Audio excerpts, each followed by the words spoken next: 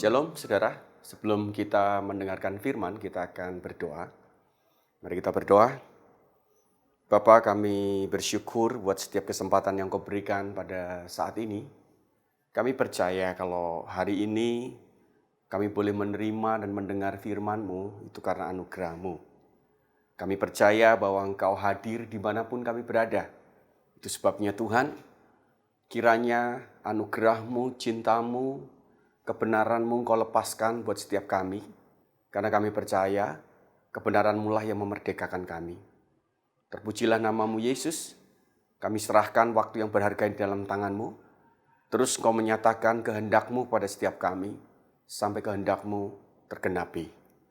Terima kasih. Kami serahkan setiap kebenaran yang dilepaskan hanya di dalam nama Yesus. Haleluya. Amin. Oke, shalom saudara. Beberapa saat ini, saudara, kita di dunia, bukan hanya kita, dihebohkan dengan COVID-19. Ini melanda di seluruh muka bumi, sebuah kejadian yang paling besar. Mereka semua pemimpin dunia mengatakan bahwa ini adalah sebuah tragedi bencana, bukan hanya nasional, tapi bencana dunia yang bisa melumpuhkan setiap aktivitas dimanapun kita berada. Itu sebabnya saudara, kita tahu bahwa ini pasti apa yang sedang terjadi ini tidak lepas atau mungkin tidak tersaring dari kehendak Tuhan. Kita percaya bahwa Tuhan pasti juga mengizinkan hal ini terjadi dimanapun kita berada. Saya masih ingat beberapa waktu yang lalu ketika saya masih kecil, seringkali orang melihat bahwa gempa bumi itu terjadi hanya di gunung. Jadi hanya orang-orang gunung yang menghindari ketika gempa itu berarti indikasi bahwa gunung akan meletus. Tetapi beberapa saat kemudian tiba-tiba dikagetkan bahwa gempa bukan hanya berasal dari gunung, tetapi gempa juga bisa berasal dari laut. Itu sebabnya saudara, kalau begitu terjadi gempa, dulu yang dari gunung turun, saudara. Mereka lari menghindari ketinggian. Tetapi sekarang, begitu terjadi gempa, yang dataran rendah yang mendekati laut pun juga bisa lari naik ke atas. Sehingga pernah suatu kali terjadi, begitu gempa terjadi, yang dari atas turun ke bawah, yang dari bawah naik ke atas. Bertemulah mereka di tengah-tengah dan mereka merasa kebingungan. Gempa ini berasal dari mana? Apa artinya, saudara? Sebelum terjadi COVID-19 ini, gempa sudah menghebohkan. Tsunami yang paling ditakutkan dimanapun berada. Seringkali begitu gempa yang ditakutkan adalah tsunami. Nah, akhirnya yang terjadi adalah kita tidak bisa menghindar dari apa yang namanya malapetaka. Dataran tinggi tidak menghindarkan kita. Dataran rendah tidak bisa dihindari juga.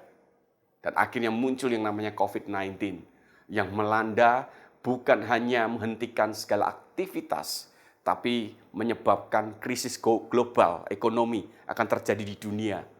Ini masih gelombang awal dan kesusahan demi kesusahan akan terjadi. Mungkin dari pesan semuanya ini yang perlu kita pertanyakan adalah, mungkinkah Tuhan membuat kita menyerah sampai kita berserah kepada Dia? Dan saat ini, saudara, saya akan berbagi bagaimana di tengah goncangan. Saudara, saya katakan goncangan. Berarti goncangan itu selalu mendatangkan sebuah tujuan. Ya, goncangan itu seperti apa yang Alkitab katakan. Coba kita akan melihat bersama-sama. Di dalam Ibrani 12, ayat yang ke-26 sampai dengan 28. Demikian firman Tuhan. Waktu itu suaranya menggoncangkan bumi, tetapi sekarang ia memberikan janji. Satu kali lagi aku akan menggoncangkan bukan hanya bumi saja, melainkan langit juga. Ungkapan satu kali lagi menunjukkan kepada perubahan pada apa yang dapat digoncangkan. Karena ia dijadikan supaya tinggal tetap apa yang tidak tergoncangkan. Jadi, karena kita menerima kerajaan yang tidak tergoncangkan, marilah kita mengucap syukur dan beribadah kepada Allah menurut cara yang berkenan kepadanya dengan hormat dan takut. Goncangan memiliki sebuah tujuan, saudara. Tujuan yang pertama adalah goncangan itu akan membuktikan dasar yang benar. Ya, dasar itu tidak kelihatan seperti yang pernah saya katakan juga. Dasar itu orang tidak tertarik karena nggak kelihatan. Seperti yang di Alkitab dikatakan bahwa ada orang yang membangun di atas dasar pasir dan ada yang membangun di atas dasar batu. Kita nggak akan pernah tahu dasar itu seperti apa. Sampai akhirnya ketika mereka membangun pun orang tidak pernah tahu bahwa ini rumah dikatakan di Alkitab itu sama. Tidak berbeda. Sampai akhirnya tiba yang namanya hujan, angin, badai, dan banjir. Dari situ baru akan membuktikan bahwa dasar mana yang benar. Karena orang yang membangun di atas dasar batu tetap kokoh, tidak tergoncangkan. Tetapi orang yang membangun di atas dasar pasir hanyut dan hancur. Kita tidak akan pernah tahu hari-hari ini bagaimana cara kita membangun dasar. Bagaimana kita membangun dasar? Apakah dasar kita adalah Yesus? Atau dasar kita adalah pasir? Yang sesuatu yang akan bisa hilang setiap saat. Yang setiap saat mungkin tidak bisa kita pegang. Pasir begitu kena sesuatu, hilang, lenyap. Apakah dasar yang kita bangun adalah mamon, uang? Itu akan menentukan di atas goncangan ini. Fondasi banyak orang tidak tertarik. Tapi sekali lagi, dasar yang kita bangun akan menentukan bagaimana kita tetap kuat di atas goncangan. Jadi goncangan bertujuan akan menunjukkan dasar yang benar. Itu seperti apa? Yang kedua, goncangan akan membuktikan bahwa siapa berpegang kemana. Saudara kita itu berpegang pada yang benar atau yang salah. Jika kita berpegang kepada sesuatu yang salah, maka saudara, kita akan ikut tergoncangkan. Jika kita berpegang kepada Yesus, maka Yesus tidak tergoncangkan. Jadi kita ini berpegang kepada siapa? Dan saatnya saudara kita melihat dua tujuan ini. Nah, ada beberapa hal yang kita bisa lakukan di tengah goncangan ini. Apa itu saudara? Yang pertama saudara adalah membangun dasar kita. Ini kesempatan, belum ada kata terlambat untuk kita mulai membangun dasar kita kembali. Yaitu kita lihat di dalam Matius 7 ayat yang ke-24 sampai dengan 27. Mungkin ayat ini sudah sangat populer, saudara. Demikian firman Tuhan, setiap orang yang mendengar perkataanku ini dan melakukannya, ia sama dengan orang yang bijaksana, yang mendirikan rumahnya di atas batu, kemudian turunlah hujan dan datanglah banjir. Lalu angin melanda rumah itu, tetapi rumah itu tidak rubuh sebab didirikan di atas batu. Tetapi setiap orang yang mendengar perkataanku ini dan tidak melakukannya, ia sama dengan orang bodoh yang mendirikan rumahnya di atas pasir, kemudian turunlah hujan dan datanglah banjir. Lalu angin melanda rumah itu, sehingga rubuhlah rumah itu, dan hebatlah kerusakannya. Jadi yang pertama, saudara, adalah membangun dasar dalam kehidupan kita. Dasar apakah itu, saudara? Kalau dasar itu batu adalah, dasar yang kita bangun adalah firman. Kita membangun di atas firman. Jadi bukan hanya sekedar mendengar. Karena dua dasar ini semuanya mendengar. Yang membedakan cuma satu. Yang di atas batu itu melakukan. Yang di atas pasir hanya mendengar. Mungkin kita bisa berbangga selama ini membaca firman. Pertanyaan saya adalah, boleh membaca. Tapi permasalahan kegagalan orang untuk melakukan, itu bukan karena kegagalan mereka mendengar atau gagal mereka membaca. Tapi kegagalan orang melakukan, itu disebabkan karena mereka gagal merenungkan. Jadi inti dari semuanya ini adalah kata merenungkan. Karena Alkitab juga menuliskan bahwa sesungguhnya saudara ini bukan membaca, tetapi merenungkan, memperkatakan Taurat itu siang dan malam. Tetapi bagaimana orang memperkatakan kalau dia tidak pernah membaca? Jadi membaca itu baru level yang paling dasar kalau kita membaca. Apalagi saudara yang nggak pernah baca. Itu sangat mengerikan. Membaca, lalu merenungkan, saudara baru melakukan. Nggak bisa saudara kita lompati kata merenungkan ini. Karena gagal orang melakukan, karena gagal perenungan. Nah, kita tahu bagaimana cara merenungkan. Merenungkan itu adalah memperkatakan terus-menerus. Jadi kalau saudara membaca Alkitab, baca berulang-ulang. Hari ini sudah membaca misalkan beberapa pasal, ambil mungkin satu perikop, bisa satu ayat, saudara perkatakan terus. Kalau sudah ngerti ceritanya, renungkan lalu masukkan dalam pikiran. Memikirkan terus-menerus seperti orang memikirkan masalah.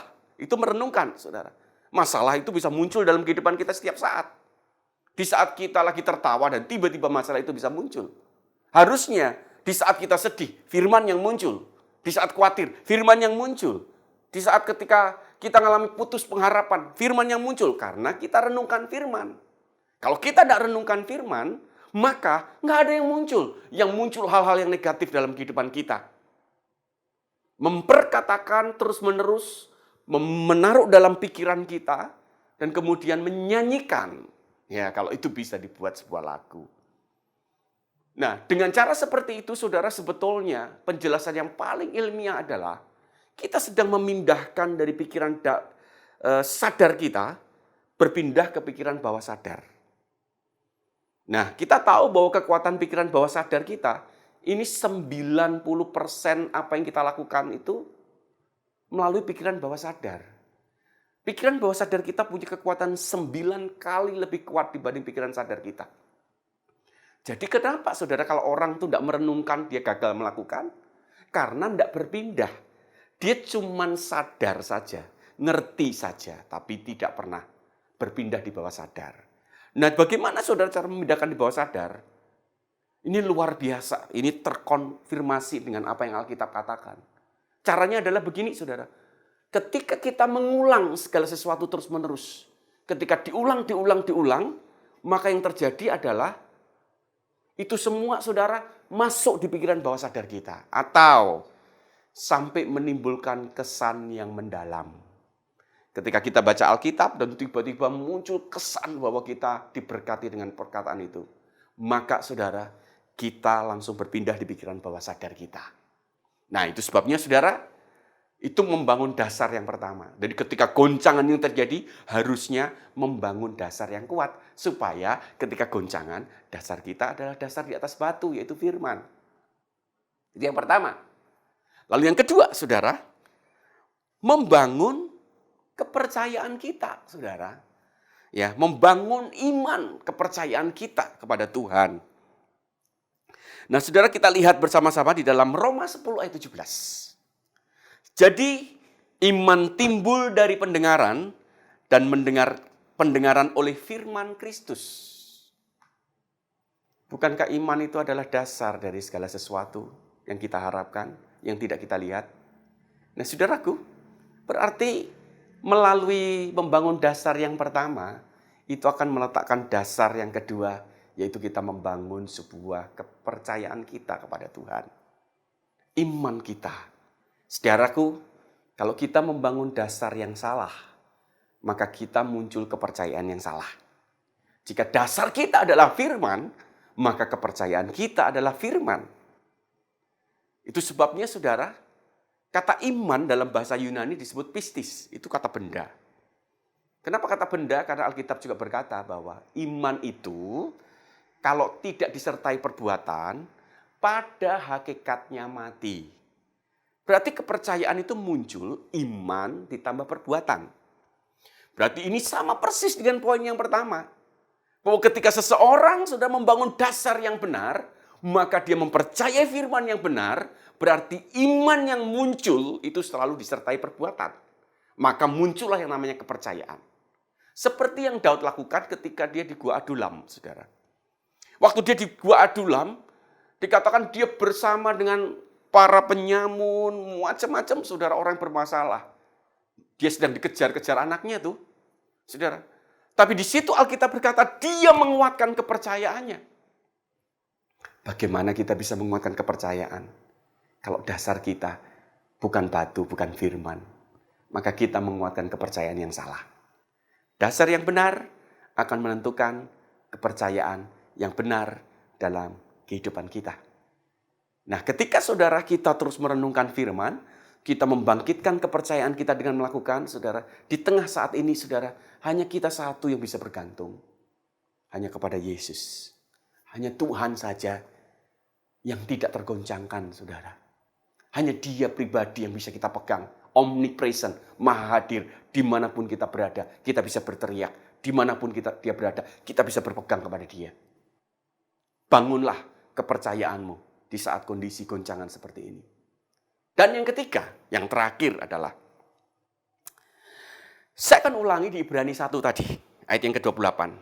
Jadi, karena kita menerima kerajaan yang tidak tergoncangkan, marilah kita mengucap syukur dan beribadah kepada Allah menurut cara yang berkenan kepadanya dengan hormat dan takut, saudara. Jadi, karena kita sudah menerima kerajaan yang tidak tergoncangkan. Jadi kalau kita tidak melakukan poin pertama dan kedua, kita tidak bisa merasakan poin yang ketiga.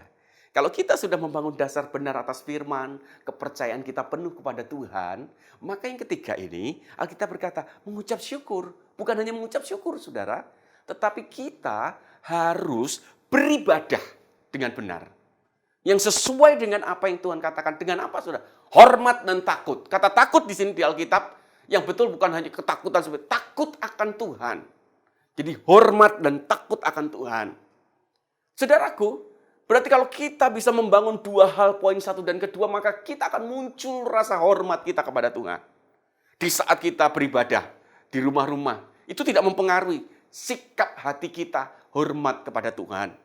Orang-orang yang tidak bisa menghormati dengan sikap hati yang benar, saudara, dia menganggap remeh karena mereka belum menerima kerajaan yang tidak tergoncangkan. Mereka belum pernah merasakan bahwa dasar yang dibangun ketika kondisi yang tidak baik, dia tetap kokoh. Kepercayaan kepada Tuhan masih rapuh. Hormat, saudara, menghormati Dia sebagai Tuhan Kurios, penguasa tunggal, saudara. Menghormati setiap firman, saudara. Jadi kalau ada firman, saudara harus percaya bahwa firman itu ya dan amin. Ketika firman itu dilepaskan, maka kita bisa berkata, ya. Ketika kita berkata amin, itu artinya, saudara, aku percaya Tuhan itu akan terjadi.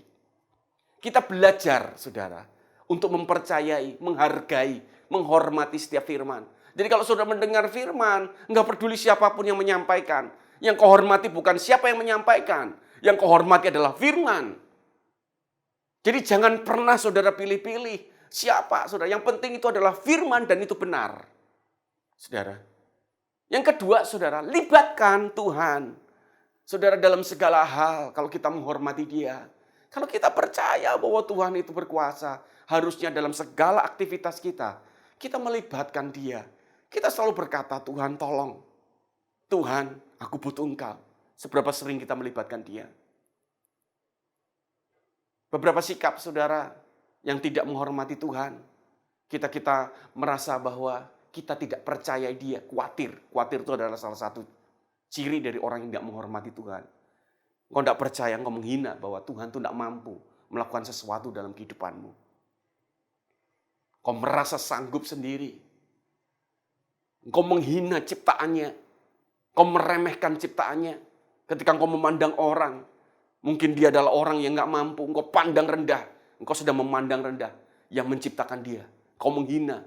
Jadi saudara, rupanya ketika engkau menghormati Tuhan, engkau akan menghormati semua orang di sekelilingmu. Engkau akan menghargai setiap ciptaannya. Itu sebabnya, saudara, 3 hal tadi saya ulang. Ketika goncangan itu tiba, bangun dasarmu di atas firman. Bangun kepercayaanmu dengan iman ditambah perbuatan. Dan terakhir, beribadahlah dengan hormat. Sikap kita akan menentukan bagaimana kita bersama-sama dengan Dia. Tuhan Yesus memberkati. Mari kita berdoa bersama-sama. Terima kasih Yesus sekali lagi buat setiap kebenaran-Mu yang sudah dilepaskan. Karena kami percaya kebenaran-Mu akan memerdekakan kami. Terpujilah nama-Mu, hanya di dalam nama Yesus kami berdoa. Haleluya. Amin.